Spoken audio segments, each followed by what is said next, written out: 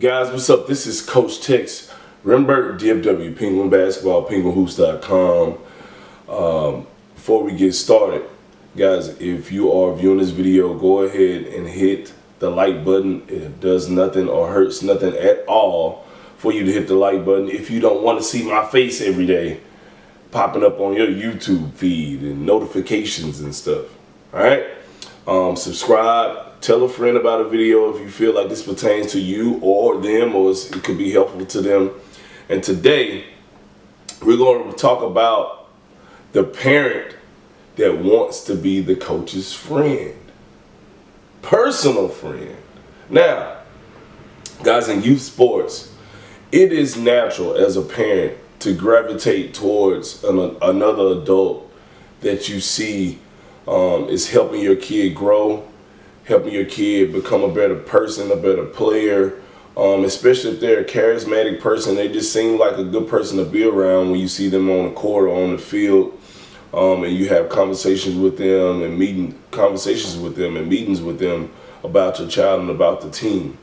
One thing that naturally ends up happening as adults and as humans, I mean, we just naturally end up gravitating towards people that we like, and if proximity and having someone around a lot that you favor will want you to see what this person is like outside of that setting. You have coworkers. Sometimes you want to see if that person is cool or a great person to be around at work. You want to see or enjoy this person's company outside of work as well. Same thing with youth sports. You'll want to invite them to a cookout. You want to invite them to a party, or you want to invite them out for beers or something after a big win or a championship win. So now, every parent is not like this, but there are parents that tend to gravitate towards that even more. And it's actually very, very common. I had that happen with me a lot of times, but I'm a little bit different. I know how much the psychological stuff plays into coaching a kid, and this is what we're going to talk about here today. So, it's nothing wrong with wanting to do that at all, but just know that as a parent, there's a lot of psychological things that go into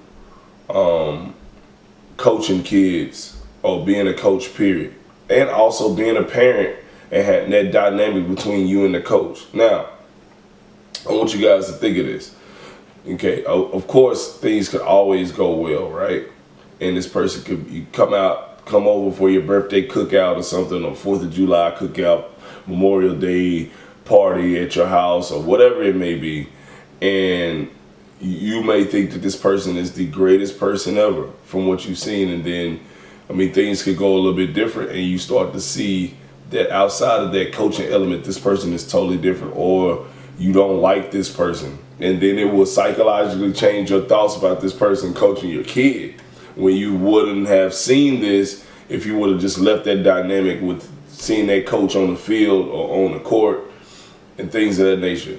A lot of things come into play, this person's views, all of this stuff, so it can change your psyche and all of that. So now you know a little bit more personal information about this person, and your views of them are different. That's one way it can go sour.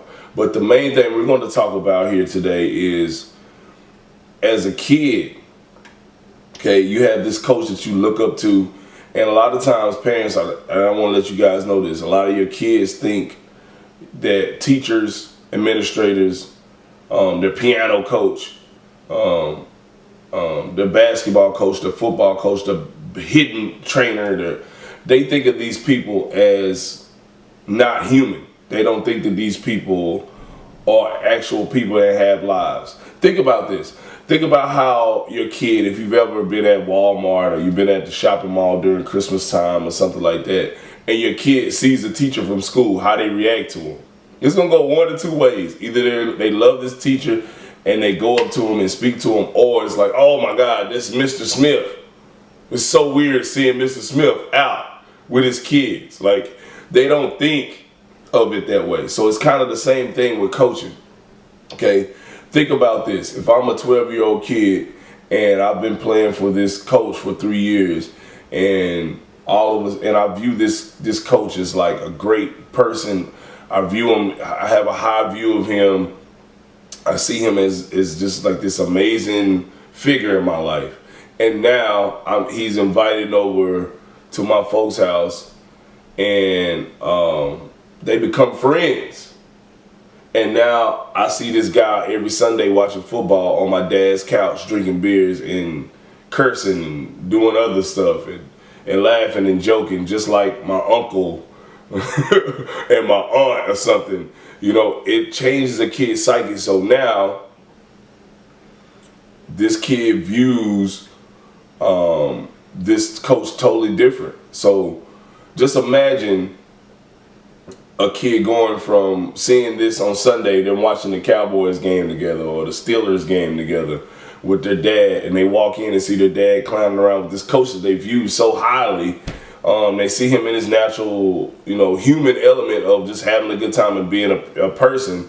And now this coach is on Tuesday is making them do push-ups for not running hard, or punishing them for being late or something like that. It's a total different thing. So one thing we're going to talk about from a kid standpoint, we're not going to talk about it from a parent standpoint or how the coach should handle it. I'm going to talk about it from a kid standpoint, right? The main thing you want to do, the main thing you want to do as a player is when something like this happens, okay, you got to still be able to decipher and separate the coach as my dad's friend or my mom's friend to the coach on the floor. Okay, you have to be able to still take instruction from this person, listen to this person, and take things serious. Not expect any extra perks, all of this stuff. And a lot of there's 3 different ways that this can happen or things can go after this. 1, the coach can start to look out for you a little bit more and be a lot nicer to you. Okay. 2, since they know your dad or mom, they can start to push you a whole lot more because they care about you a little bit more, and they're going to try a little bit harder. And this could kind of weird you out at first if you're a player on a youth basketball team, football team, or whatever, because you're not used to them doing this, and you will seem like this is something that they're taking out personally on you. Okay, and then 3. This coach could be become really tight with one of your parents, and they just let you do whatever the hell you want to do, which is all 3 of those. Well, not all 3 of those, but that last one is kind of bad, and you don't want that. If it comes to a part to a point to where it's really bothering you that this coach has become part of the family or whatever, or close, and you can't see him as a coach, you got to either talk to the coach and your parent about it and let them know it's kind of weird now.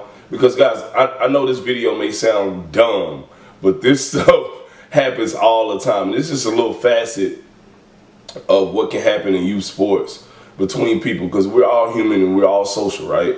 But this ends up happening a lot of times, especially I've seen it in football, because with football it's more of for some reason, it's a big group camaraderie. Baseball too. Basketball is a little bit different,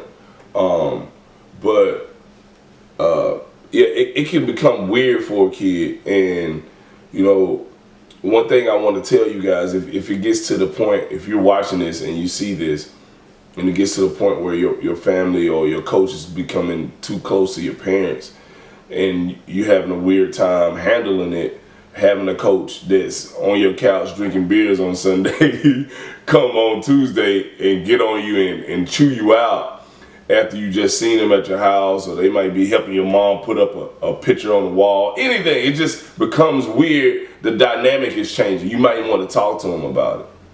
And sometimes if they become too close, it's kind of like a conflict of interest type thing, because some other players on the team may think that you're getting special privileges. But guys, this is very important for a kid, because it carries over into life. That's why youth sports is so important and so prevalent And it's such a great experience for kids because this type of situation and other situations carries over into life. So let's say that, you know, you have a buddy that you grew up with, or you have a family member that you know, and they give you a job or a career.